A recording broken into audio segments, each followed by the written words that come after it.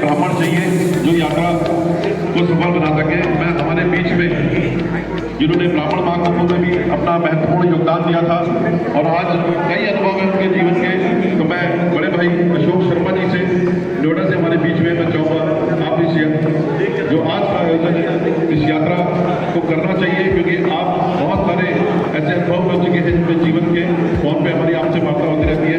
और मैं चाहूँगा आप 2 शब्द जो है सभी को संबोधित करेंगे।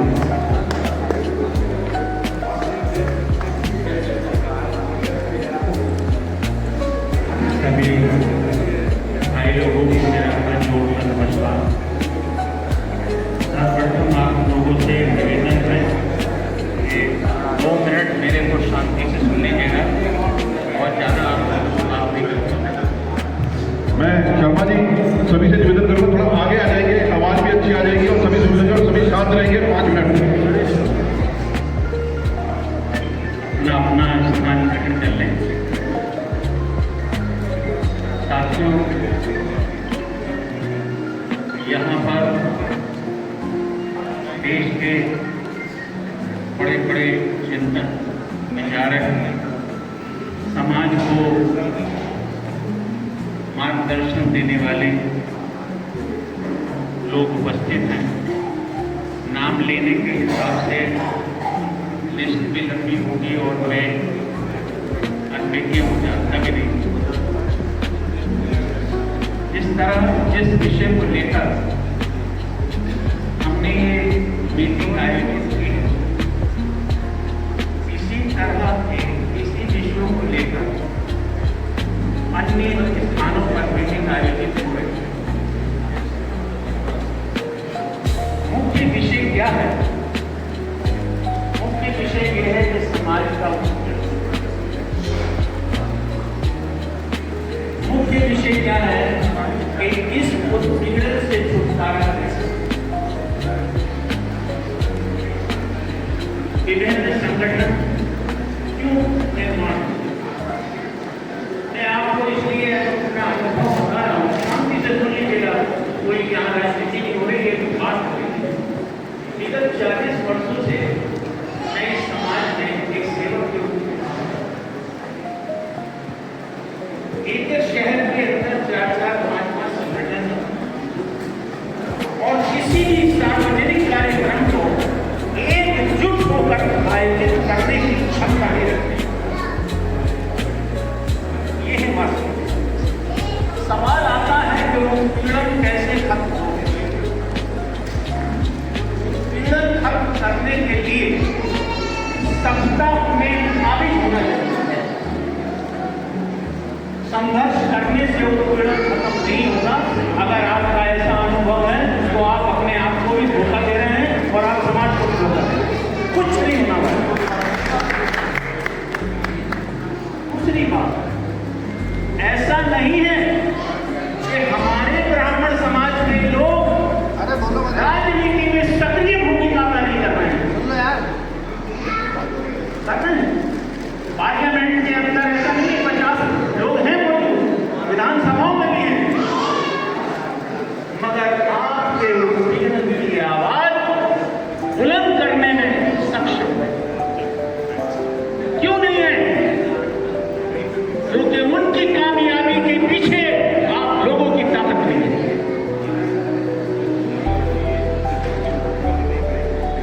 पार्टियों से टिकट मिला, पार्टी का एक गिफ्ट जारी हुआ, उन्होंने टिकट दे दिया, चाहे वो पैसे देके दिया हो, कुछ भी दिया हो, और उनका एकमात्र उद्देश्य है कि हम चुनाव जीते और दूसरा उद्देश्य है कि हम मंत्री बने।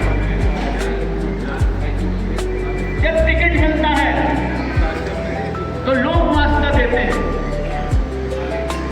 स्थानीय संस्थाओं को जो अध्यक्ष लोग हैं उनको बुला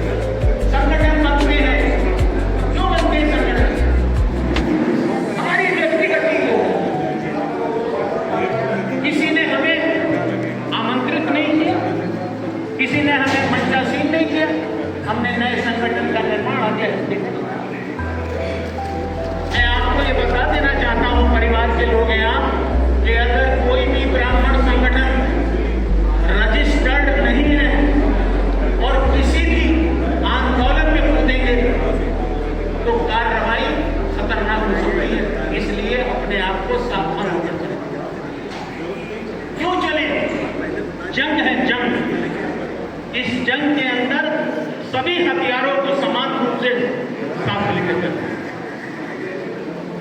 ये सब चीजें हैं जो आपके अनुभव में है, कोई कुछ है कोई कुछ है। लेकिन बात यह है कि हम जब तक राजनीतिक रूप से मजबूत नहीं होंगे तब तक हमारा कुछ होने वाला नहीं। यहाँ सब लोग 50-60 की उम्र के बहुत आए। आपने देखा होगा कि दलित समाज का कितना उत्पीड़न होता है। आज दलित समाज का उत्पीड़न तो बहुत बड़ी बात है। आप दलित को दलित हो सकते, ये है जान।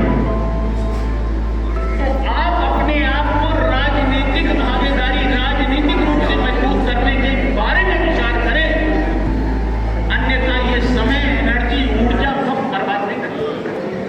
Time will come. 6 महीने के बाद चुनावी माहौल शुरू।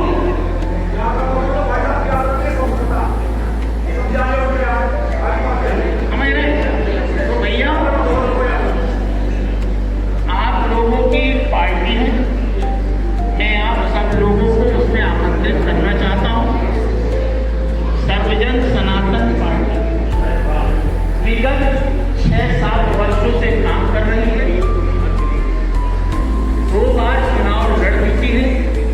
आप जितने भी सब लोग बैठे हैं, इसका जो मन जिस पद पर आने का हो, मैं आप लोगों से बात करता हूं कि आप साधारण जिस स्थान से जो व्यक्ति चुनाव लड़ना चाहता हो, 1 साल पहले ही वहां से घोषणा कर दी जाए।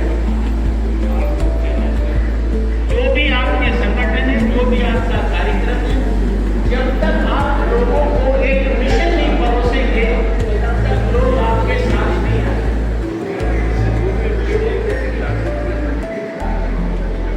अगर आप इस विचार से सहमत हो तो आप लोग सर्वजन सनातन पार्टी चुनाव निशान है सितार। 2 चुनाव लड़ चुकी है। हमारा सिंबल परमानेंट है। आज जो भी व्यक्ति पार्टी संगठन में काम करना चाहते हैं, अपना तन मन धन जो भी अनुभव देना चाहते हैं, हम उनको हाथ जोड़कर आमंत्रित करते हैं।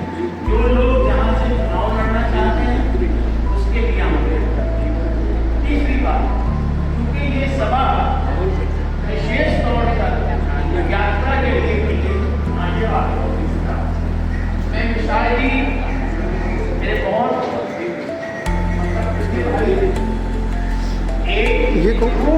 बनाकर डिक्लेयर कर दीजिए। यात्रा निकाल रहे हैं। तारीख यहाँ से प्रारंभ होगी। जगह की यात्रा का पड़ाव रात्रि यहाँ होगा। रात्रि इसी तरीके से कार्यक्रम होगा। उसी रूट के ऊपर जितने भी हमारे लोग हैं उचित कर दिया जाएगा और आप लोगों को उम्मीद से ज्यादा अभूतपूर्व सहयोग प्राप्त होगा। चाहे वो घूमने का हो, चाहे वो स्वागत का हो, चाहे वो भीड़ जुटाने का हो, उसकी आप चिंता मत करिए। ऐसा क्यों कि मैंने आपको क्यों बोला? क्योंकि मैं 5 साल पहले एक ब्राह्मण चेतना यात्रा हरिद्वार से 15 दिन की कर चुका हूं। उसको पता कैसे होना है, क्या बीच में होता है, क्या हिंड्रेंस आती है। तो वो सब रूट का जो रूट है उसका डिक्लेयर कर दें ताकि हम लोग सब मिलकर उस जगह पर सहयोग करें। जिस व्यक्ति की जितनी भी आर्थिक क्षमता हो, जिससे कोई फर्क न पड़ता हो, वो सहयोग देने की कृपा करें। क्योंकि खाली जवान खर्ची से कुछ नहीं होता है। 11,000 रुपये मेरी तरफ से विशाल शर्मा को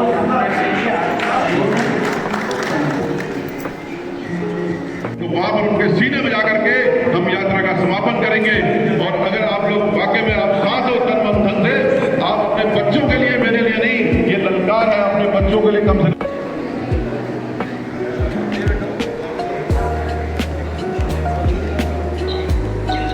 एक बार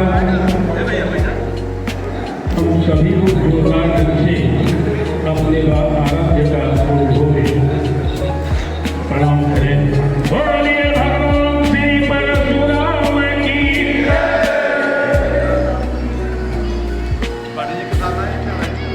विश्व समन्वय बैठक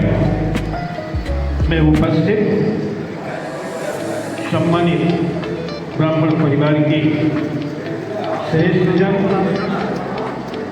भाई बहनें, आप सभी को हृदय से यूं तो ब्राह्मण का संगठन चलाना ही बड़ा कठिन है। 27 साल से घर परिवार जोड़ करके इस समाज की चौकीदारी कर रहा हूं। जो मुझे जानते हैं, परिवार, मैं अन्यायी पिता हूं अपने पुत्रों का, मैं अन्यायी पति हूं अपनी पत्नी का, मैं अन्यायी भाई हूं अपने भाइयों का, और अन्यायी पुत्र हूं अपने माता पिता का। कारण कि 27 साल से मैं घर परिवार के लोगों की समस्या में भागीदार नहीं बन पाया। इतना विशाल परिवार पाकर के जिसका निर्माण किया, मैं शून्य खो गया। मैं एक चीज निवेदन करूंगा कि इसमें कितने ब्राह्मण संगठन के राष्ट्रीय अध्यक्ष हैं, कृपया केवल हमको बताएं। जो संगठनों के राष्ट्रीय अध्यक्ष हैं, हाथ उठा करके मैं जानूं कि अभी कितने राष्ट्रीय अध्यक्ष हैं।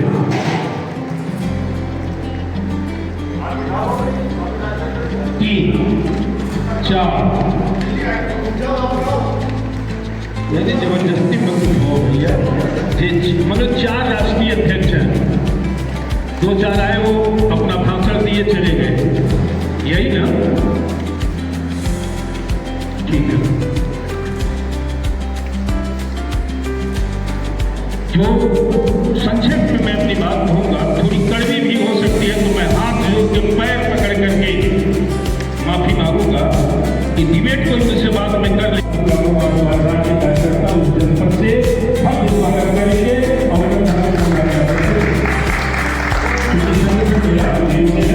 मैं आपको और बताइए प्रस्ताव लाया या कर रहे हैं, आप करते ही रहते हैं।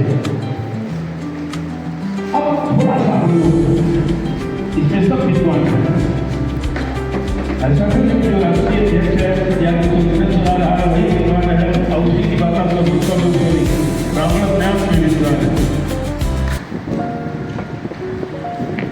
तो एक विषय पर मैं चर्चा करूंगा।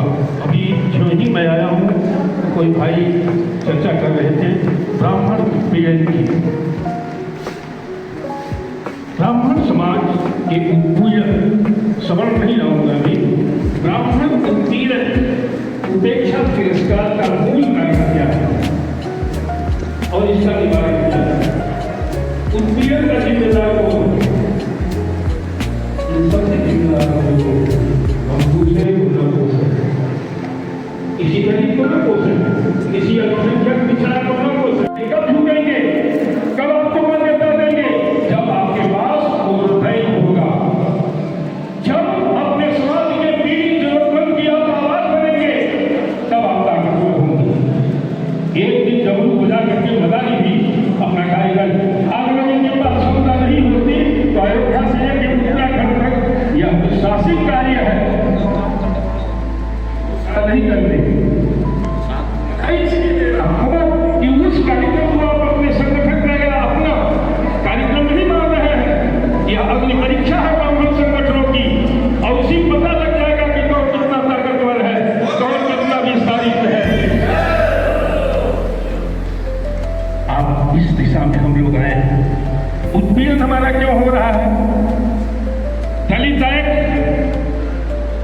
जातिगत आरक्षण और यूजीसी, 3 हमें, हमारे समाज को और हमारे आने वाली पीढ़ियों को बर्बाद करने के लिए पर्याप्त है। चुप बैठिए, जो अभिभावक चुप बैठ रहे हैं, जो हमारे समाज के नौजवान चुप बैठे हुए हैं, आने वाले 10-20 साल के बाद आप देखिएगा, और मैं पवित्र स्थान पर बैठ करके बोल रहा हूं कि वही दशा होगी जो 50 साल पहले दलितों की थी, वही दशा ब्राह्मणों की होगी अगर हम सावधान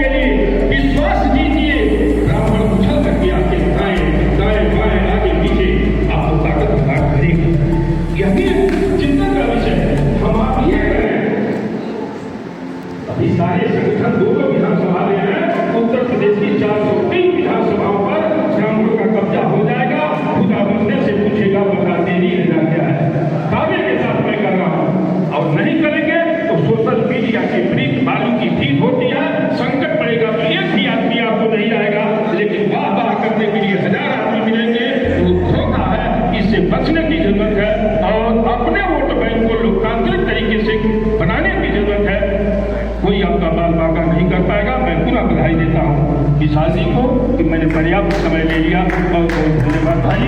और मैं अभी फिर दोहराता हूँ कि अयोध्या से शुरुआती से लेकर के उत्तराखंड तक आपका ये भाई और इस संगठन के लोग आपको जरूर मिलेंगे और जो भी मदद होगी हम अपने हिस्से से करेंगे। हाथ में है और विशाल जी आप इस यात्रा को अपना करिए, हम आपके साथ में। जय श्री परशुराम, हर हर महादेव, जय जय परशुराम। मैं सभी से निवेदन करूंगा कि अभी फोटो सेशन होगा, डिस्टर्ब हो रहा है, थोड़ा सा समय मात्र 10-15 मिनट की और आधे घंटे के अंदर अभी भोजन तैयार हो गया है।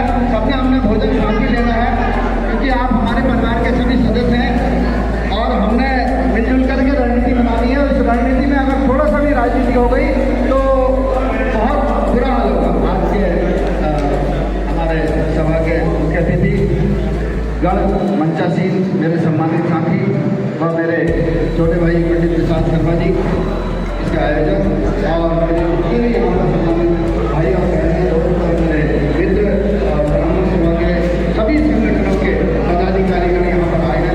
सबका हृदय की गहराई से हार्दिक आभार प्रकट करता हूँ और इस आंदोलन को सफल बनाने के लिए इस रणनीति को सफल के पक्ष में मतदान करते हैं। जब तक ये दो मुही बातें चलती रहेंगी काम नहीं होगा। और क्योंकि समय का अभाव है, वरना हम तो जो लोग कहते ना लोग जब लोग कहते हैं वो करते हैं और हमने जो किया उसका एक बहुत छोटा था। हम तो सुप्रीम कोर्ट में जा पूछते थे जब राधा कृष्ण के ऊपर अश्लील टिप्पणी करी थी, राधा कृष्ण के ऊपर 12 कृष्ण 3 टिप्पणियां अभी जो चर्चा चल रही है संविधान निर्माण में, मैं 2008 से एक बात को कह रहा हूँ, संविधान निर्माण में 13 ब्राह्मण थे, जम्मू के डोगरा से लेकर दक्षिण के अयंगर तक। अगर हम ब्राह्मण संगठन को सच्चा बनाना चाहते हैं तो जो आपको पसंद है ब्राह्मण को चुन लीजिए और जाइए किसी खेत में खलिहान में तिराहे पर चौराहे पर मंगवाइए और पंडित जी की मूर्ति और लिखिए उसके नीचे कि फलाने फलाने पंडित जी ब्राह्मण निर्माण समिति के सदस्य, ताकि नई जनरेशन को ये मालूम तो चले कि इस हमारे संविधान निर्माण में किस चीज का योगदान था। रही बात गौरव की बाकी चीजें फिर चर्चा करूंगा क्योंकि समय का अभाव। और एक चीज पंडित जी में आपकी यात्रा के संदर्भ में, आपकी यात्रा के लिए बहुत बहुत शुभकामनाएं। मैं यहाँ से कोई बहुत बड़ी घोषणा नहीं कर सकता, जिस लायक पिछले 5 वर्षों में खास तौर से जनरल की बात कर रही थी जब 87 में पुलिस में मिसबिहेव का चार्ज लगा था तब जब थोड़ी एक मन की इच्छा है और खास तौर से आपने पीड़ा उठाया है विशाल जी को, और मैं पीछे 2-3 वर्षों से खास तौर से सबसे निवेदन कर रहा हूँ। इसलिए मैं कभी भी परशुराम जयंती नहीं मनाता था, मैं बड़ा स्पष्ट कर रहा हूँ, लेकिन इस बार मनाई। तब से मैं आपसे भी ये चाहता हूँ कि मजा तब आए जब तिलक नगर में कोई ब्राह्मण सभा हो, मदनपुर में कोई ब्राह्मण सभा हो, टीकरी बॉर्डर की ब्राह्मण सभा हो, वो अपने अपने यहाँ पूजन कर कर जुलूस लेकर, चाहे जब ही आदमियों को कोई बात नहीं है, आए और उसका विसर्जन, उसका महाकुंभ जनता कर दीजिए तो सरकार को मालूम चलेगा कि हम ब्राह्मण को हैं। तभी आप किसी प्रदर्शन कर सकते हैं। और आखिरी बात मैं मानना न मानना होगा ना, आप माने ना माने खुशी आपकी, हमें बढ़े हमें जो करना है वो करें। मैंने कहा था मैं बड़ी सुना कारण क्या जब मनाते थे तब मनाते थे, आज परशुराम जी को राजनीतिक के लिए हमें सिखों से सीखना चाहिए।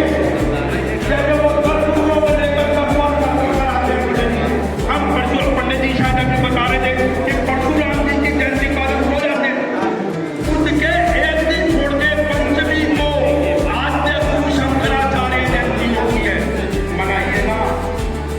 ये छठे अवतार से इनके बड़े भैया भी थे, पैदी का 5वें अवतार वामन अवतार, आज शुक्ल द्वादशी इस वर्ष 23 दिसंबर को आ रही है। आइए ना सड़क पर याद दिलाइए ना, सिखों में नमन गुरु भाई गुरुदेव बहादुर, उनको गुरुदेव की पदवी दिलाने वाले, आपके बाद बलिदान जिन्होंने दिया, भाई मतीदास, भाई सतीदास, भाई दयादास, 8 नवंबर 9 नवंबर 10 नवंबर 1675 उनके बलिदानों को याद किया। राजौरी गार्डन आपसे हाजिर थे, उस दिन यही चर्चा होती। एक समय पुरानी दिल्ली रेलवे स्टेशन के सामने पीएम भाई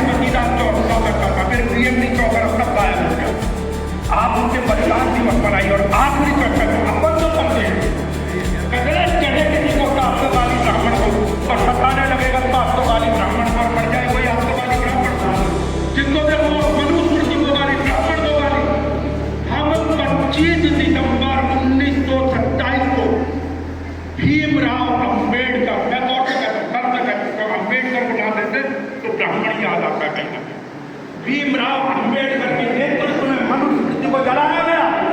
हम 25 दिसंबर को मनुस्मृति जी को शिरोधार्य करके उस पर्टिकुलर शहर में, चाहे मध्य प्रदेश का 17 होकर पालनपुर और निवास करें, उससे पहले दिल्ली रहे, शिरोधार्य करके मनुस्मृति पूजन दिवस मनाते हैं। मनुस्मृति पूजन दिवस की आवश्यकता ये हमें करना पड़ेगा। आगे चर्चाएं फिर कभी होती रहेंगी। आज मैं फिर से क्योंकि समय का अभाव, आप लोगों को सुनने का मौका जरूर मिला। विशाल भाई को फिर से अपनी तरफ से आशीर्वाद ही दे सकता हूँ। आगे कभी चर्चाएं होंगी, बहुत सारी चर्चाएं जो कि चाहे सुप्रीम कोर्ट में उठना पड़ा है, हाईकोर्ट में उठना पड़ा है, ठीक है।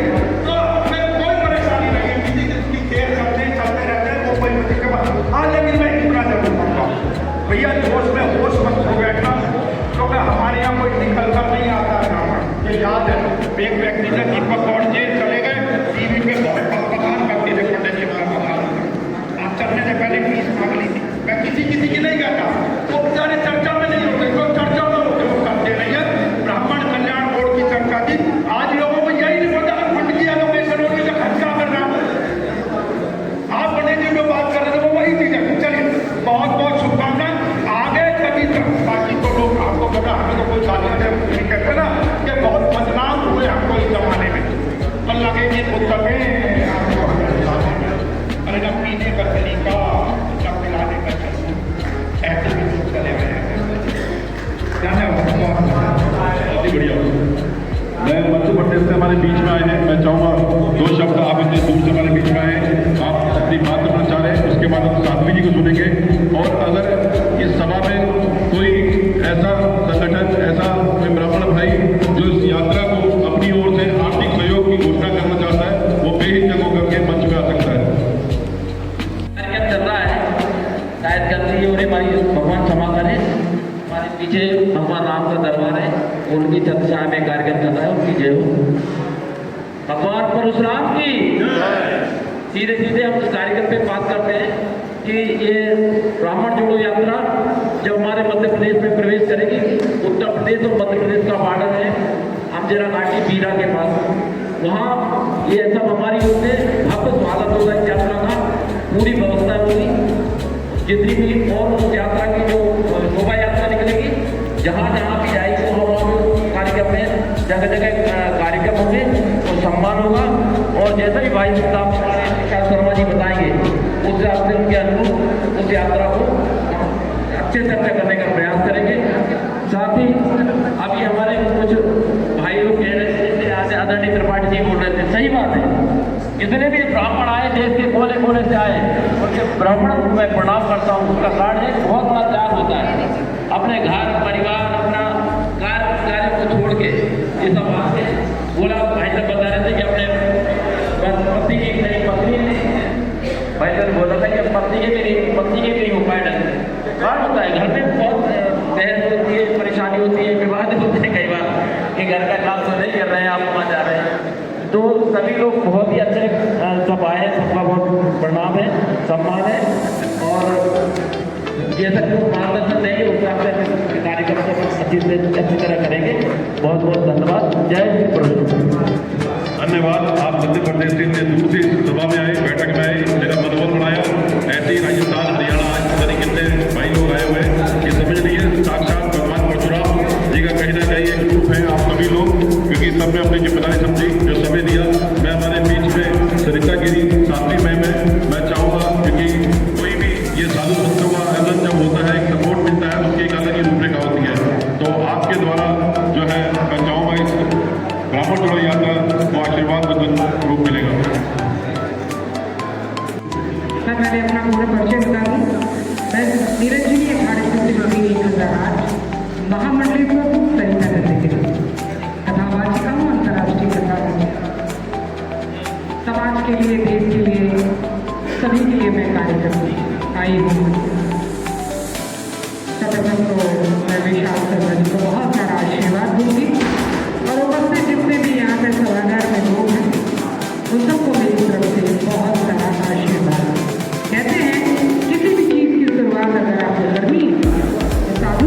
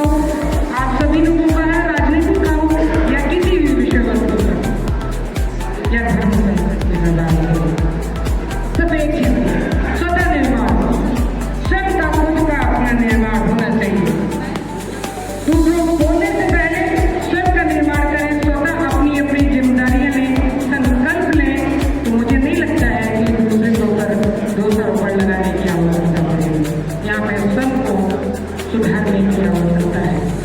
सनातन को सदृढ़ करने की आवश्यकता है। जातिवाद जो भी ये चलता हुआ आया है, मैं बोलूँगी यहाँ सभी सनातन थे, सनातनी हैं और सनातनी रहेंगे। कोई भी धर्म और जाति को नहीं बदल सकता। हाँ, मैं जरूर पर बोलूँगी, ब्राह्मण एक परिवार है, वो रहेगा और हम सब एक साथ ब्राह्मणों के लिए खड़े हैं। हर हर महादेव।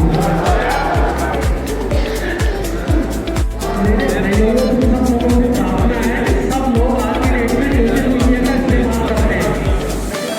कोई भी आदमी आता ब्राह्मणों को पानी देके निकल जाता है। साधु का पार्टी हो ब्राह्मणों को पानी दे रहा है, क्या हम कंप्लेन नहीं कर सकते? और सारे लोग मिलकर पुलिस थाने में अपने लैपटॉप पे क्यों नहीं कंप्लेन कराते हैं? यही मेरा कहना है। कैसे हिम्मत पड़ जाती है इन लोगों, सारे को नेता लोग सारे बनने के लिए तैयार है, लेकिन किसी भी आदमी ने हम 10 संस्थाओं को बैठे सारे अपने लैपटॉप पे लेके कंप्लेन कराएं। चलो ये तो कर सकते हैं, और अगर ये नहीं कर सकते तो एक्ट पे पीएम को टैग करके सारे के सारे लिख देते हैं कि भैया ये क्या है, इसका जवाब दिया जाए। आप लोग कब तक फैलोगे? अगर प्रधान पीएम को ऑफिस में अगर 100 लोगों की भी कंप्लेंट चली गई तो पीएम के पास ऑप्शन नहीं है एक्शन लेने के अलावा। करो तो सही कुछ। धन्यवाद।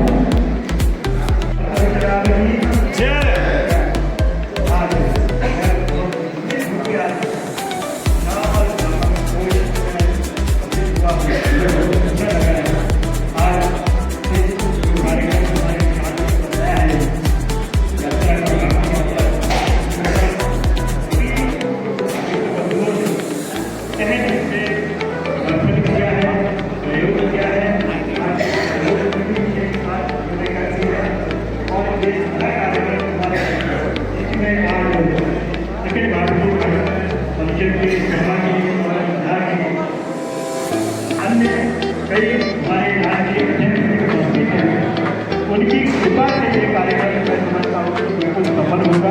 मैं सभी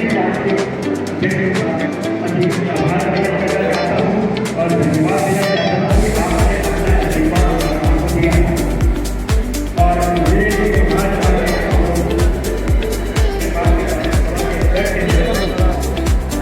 मैंने अपनी भारी ऊर्जा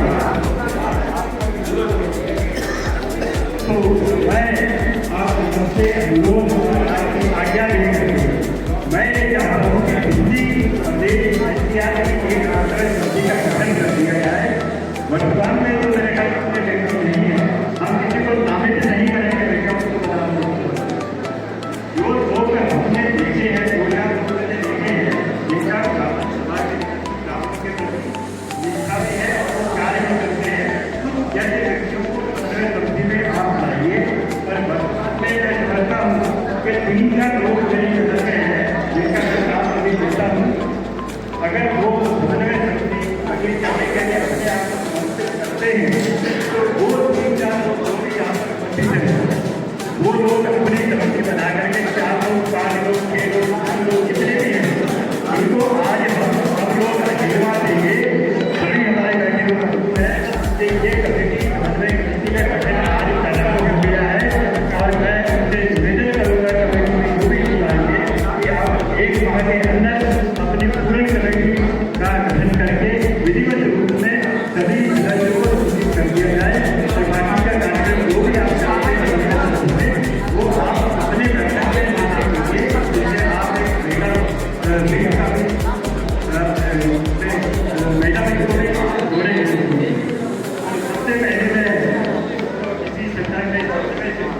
की गठन करना चाहते हैं तो उनका सामना बना देता हूँ।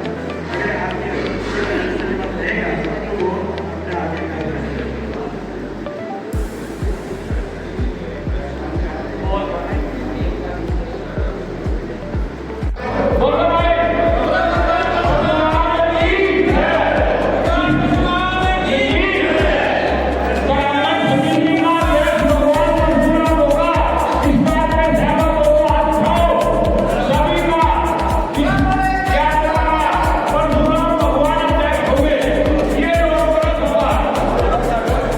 मैं समस्त भाइयों को बोलूंगा थोड़ा सीनियर आ रहे हैं और सभी को बोलो आप लोग देर मुझे आगे आओ प्लीज।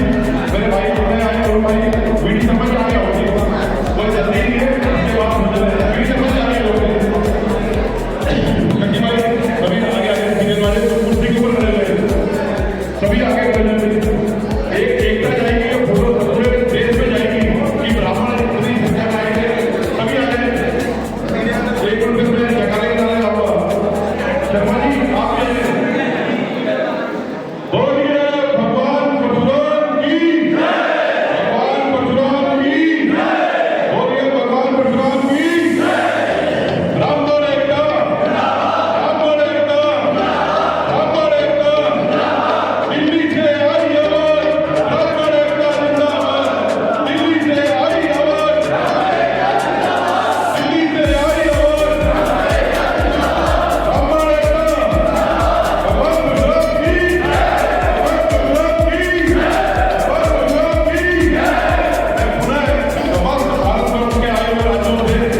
जितने भी ब्राह्मण संगठनों के मुख्य पदाधिकारी सदस्य आए हुए मैं आपका हृदय से पुनः धन्यवाद देता हूँ और संकल्प लेते हैं हम सब ऐसे करके कि इस ब्राह्मण जोड़ो यात्रा में तन मन धन से एक सरकार बनेंगे और आने वाले बच्चों के लिए पीढ़ियों के लिए एक इतिहास बनेंगे और सरकार शासन प्रशासन को दिखाएंगे कि ब्राह्मण एक था और एक रहेगा। बोलिए भगवान परशुराम की भगवान परशुराम की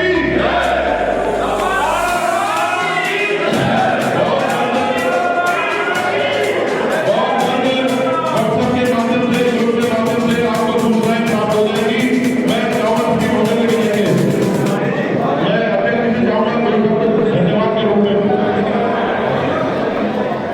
तो हमारे साथ ऐसे कम्युनिस्ट से यहाँ पर आए हैं उसमें सभी पदाधिकारी सभी राष्ट्रीय जय और हमारे कर्मठ हमारी जोड़ी हमारे विशाल जी आपके रहने खाने की व्यवस्था है, वही प्रोग्राम है, ऋषिकेश को उनको सभी ब्राह्मण देवता हैं।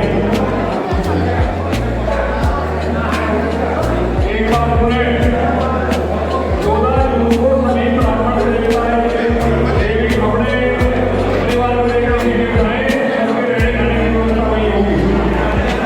धन्यवाद।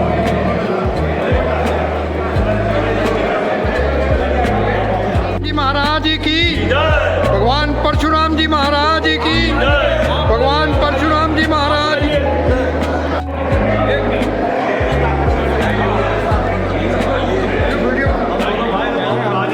भगवान परशुराम जी महाराज की भगवान परशुराम जी महाराज की भगवान परशुराम जी महाराज की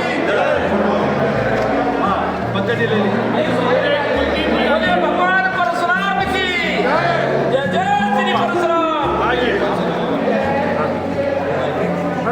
साथ में आ जाना, बीच में आ जाना, साथ में आइए, साथ में आइए आप